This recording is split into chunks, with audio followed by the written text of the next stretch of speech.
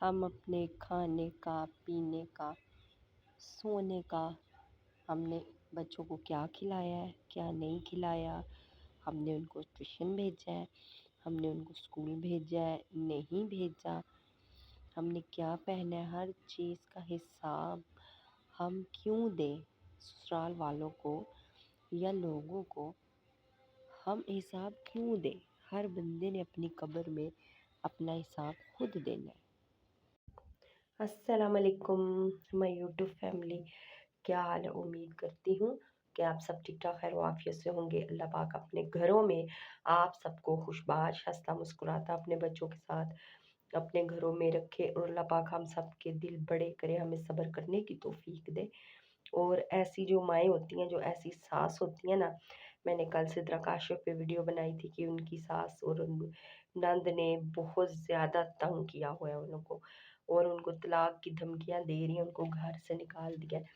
तो ऐसी इतनी ज़्यादा स्टोरीज़ हैं, इतनी ज़्यादा स्टोरी है ना, हर घर की तकरीबन ये कहानी है, मतलब ज़्यादातर घरों की यही कहानी है। मेरी भी सेम ऐसी ही पीछे कहानी थी। तो आखिर उन्होंने फिर तलाक दिलवा के तो दम लिया है। मतलब मुनाफ़िक़त बहुत है ना, आप की सास और आपकी नंद, आपकी जेठानी मुनाफ़िक़त बहुत करती हैं। यार मुनाफ़िक़त से आप लोगों को क्या मिलता है? अल्लाह के अज़ाब से, अल्लाह के गज़ब से डर नहीं लगता मुनाफ़िक़त करते हुए? ज़रा भी डर नहीं लगता कि हमने हिसाब देना है? मेरी जो जेठानी थी ना, उनकी बहन की ना मंगनी हुई थी, जो मेरा शौहर था पहला उससे। तो वो जो थी ना, वो मुझे बर्दाश्त नहीं करती थी घर में। उसकी ना आप लोग मुनाफ़िक़त चेक करना। एक दफ़ा हमने कमरे की सफाई कर रही है ना, तो अलमारियाँ भी हटाई बड़ी-बड़ी, और ड्रेसिंग भी हटाया, तो बहुत भारी होता है। आप लोगों को पता है कि कभी पीछे दीवार के साथ लगा हो तो कितना गंद जमा हो जाता है, जाले भी होते हैं। तो वो अपने कमरे की सफाई कर रही, तो मैंने कहा बाजी कितना गंद है? कहती हाँ ज़ाहिर है, चीज़ें जो हैं हटाओ तो तभी तो गंद निकलता है ना, ऐसे थोड़ी रोज़ रोज़ सफाई होती है। अच्छा 4 दिन गुजरे, तो मैं अपने कमरे की कर रही थी, अब हस्बैंड भी मेरे पास थे, और उसको अच्छी तरह पता था कि इसका जो हस्बैंड है कानों का कच्चा है, और जिस तरह हम राह लगाएंगे वो लगेगा। तो मुझे कहती है इतना गंद। अब अभी आप मुनाफ़िक़त चेक करें उस औरत की, आपकी फैमिली में भी कोई होगा ऐसा? कहती है इतना गंद। मैंने कहा तो आप लोगों के भी तो होता है ना? नहीं हमारे तो नहीं होता, हमारा तो साफ सुथरा होता है बहन, हम तो हर तीसरे दिन कर लेते हैं। मतलब मेरा दिल करे कि मैं किधर जाऊं यार, मैं कोई, मैं कहती हूँ पिस्तौल हो तो मैं इस औरत को भी गोली मार दूं। इस कदर झूठी, इस कदर मुनाफिकत। तो इन लोगों को पता नहीं मसला क्या होता है हमारे घर उजाड़ के। सास जो होती है, वो मैंने पिछली वीडियो में बताया है, कुरान पाक पढ़ रही होती थी, बेटा ऑफिस से आता था, उसको पास बिठा के मेरी बुराइयां शुरू, कुरान के सामने। मैं कहती हूँ वही कुरान पढ़े इन लोगों पे, अल्लाह का गज़ब, अल्लाह का अज़ाब नाज़िल हो। बदुआ नहीं देती, लेकिन मेरे बच्चे उन्होंने मुझसे छीन लिए हैं, मुझसे दूर कर दिए हैं। तो बदुआ खुद माँ के दिल से निकलती है। आप लोग भी माएँ होंगे। अब मेरे पास नहीं है इतना कुछ कि मैं अपने बच्चे अपने पास रखूँ, उनको अपने पास ले आऊँ। ये जो कुछ आपको नज़र आ रहा है, मैंने दूसरी शादी मेरी हुई है, तो उन नीचे हस्बैंड, ये नीचे वाला पोर्शन है, मेरे हस्बैंड की फैमिली रहती है। तो हम एक ही जगह पकाते हैं और एक जगह खाते हैं। तो आप खुद सोचो कि एक सास के साथ गुज़ारा नहीं हो सकता, तो फिर एक सौतन के साथ रहना कितनी बड़ी बात है। तो इसलिए मैंने चैनल बनाया तंग आकर के, मुझे अल्लाह पाक इतना दे कि मैं रेंट पे यहाँ से चली जाऊँ। मैं लाखों करोड़ों नहीं माँगती, मैं बाहर घूमने के लिए नहीं माँगती कि मैं दुबई की सैरें करूँ, या मैं कश्मीर की सैरें करूँ, या कहीं की भी सैरें करूँ। बस अल्लाह इतना दे दे कि मैं एक घर ले लूँ जिसमें मेरी वो बच्चे भी आके मेरे साथ रहें, कभी-कभी वो भी रहें और मेरी ये बेटी भी रहे, और मैं इनको जो इनकी ख्वाहिशें मैं पूरी कर सकूँ। लेकिन मैं क्या करूँ, मेरी 2-4 दिन बच्चियाँ आती हैं, लेकिन वो किसी से बर्दाश्त नहीं होती। मैं बिल्कुल मजबूर हूँ, इसलिए मैंने चैनल बनाया, और मैं सिद्रा से भी यही रिक्वेस्ट कर रही थी कि वो इस टाइम बहुत दुखी हैं, बहुत दुखी हैं।